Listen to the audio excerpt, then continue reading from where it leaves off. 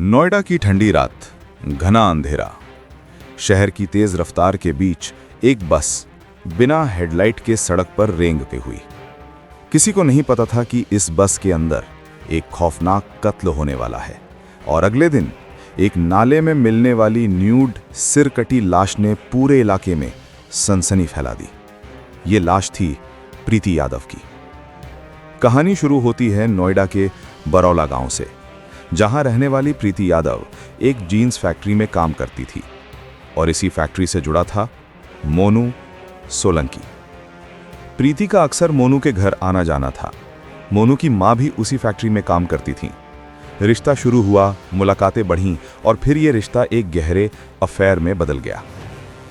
3 साल का love affair, बस में घूमना, रेस्टोरेंट, मूवी, और इस बीच दोनों एक दूसरे के बेहद करीब आ चुके थे।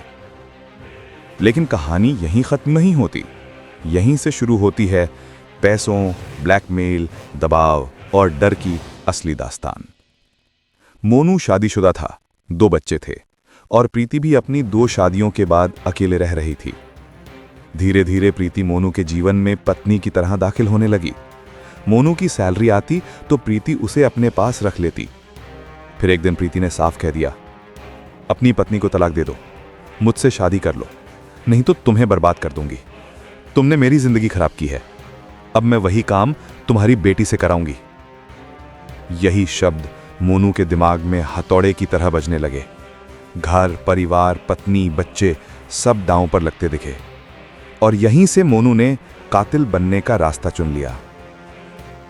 4 नवंबर की रात मोनू अपनी बस लेकर प्रीति के घर पहुंचा। उसी घर से एक गड़ासा उठाया और प्रीति को घुमाने के बहाने बस में बिठा लिया। दोनों एक रेस्टोरेंट में पहुंचे। यहां प्रीति मैगी खाती है और मोनू पराठा। इसके बाद दोनों बस में बैठकर वापसी के लिए निकलते हैं। लेकिन मोनू का दिमाग पहले से तय योजना में डूब चुका था। रात के करीब 8:30 बजे बस सेक्टर 82 के पास पहुंची। सड़क सुनसान, अंधेरा बेहद गहरा। मोनू ने धीरे से बस रोकी।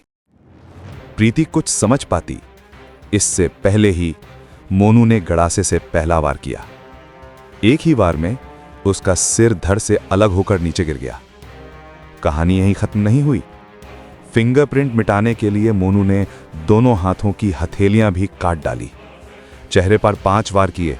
फिर प्रीति के कपड़े उतारकर डेड बॉडी को न्यूड किया, चादर में लपेटा और पास के नाले में फेंक दिया।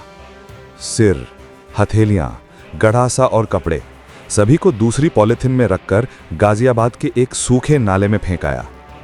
फिर देर रात वापस बरौला पहुंचकर बस साफ की, जैसे कुछ हुआ ही ना हो।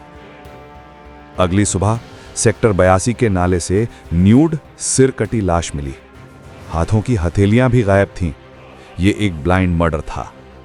पुलिस ने सिर्फ इतना सुराग देखा, दोनों पैरों में एक एक बिछुआ। घर घर जाकर बिछुआ दिखाया।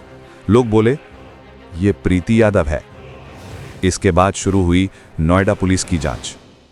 5000 प्लस सीसीटीवी फुटेज चेक, 1100 वाहन ट्रेस, 44 वाहन मालिकों से पूछताछ और इनमें से एक फुटेज में मिली एक बिना लाइट जली संदिग्ध बस, यूपी 16 KT 0037। जांच में पता चला ये बस चलाता है बरौला का मोनू सोलंकी। जब पुलिस उसके घर पहुंची वो गायब था। शक और गहरा गया। 48 घंटे की तलाश के बाद मोनू को उसके घर से अरेस्ट कर लिया गया। थाने में बैठकर उसने वो सब बताया जिसे सुनकर पुलिस भी हिल गई। मोनू ने बताया कि प्रीति मुझे ब्लैकमेल करती थी, शादी का दबाव डालती थी, मेरी बेटी के बारे में गंदी बातें करती थी। मैं दबाव में आ गया, इसलिए मैंने उसे मारने की प्लानिंग की। पुलिस ने उसकी निशानदेही पर गड़ासा, प्रीति के कपड़े, बस की मैट, पॉलिथीन और बस सब बरामद कर लिया। अंत में एक और प्रेम कहानी का दुखद अंत हो गया। वो प्रेम कहानी जो ब्लैकमेल, गुस्से और अविश्वास की आग में जलकर एक खूनी कत्ल में बदल गई। प्रीति अब इस दुनिया में नहीं और मोनू उम्र भर के लिए सलाखों के पीछे। ये मामला फिर साबित करता है कि रिश्तों में जरा सी आग कभी कभी सबसे निर्मम हादसा बन जाती है।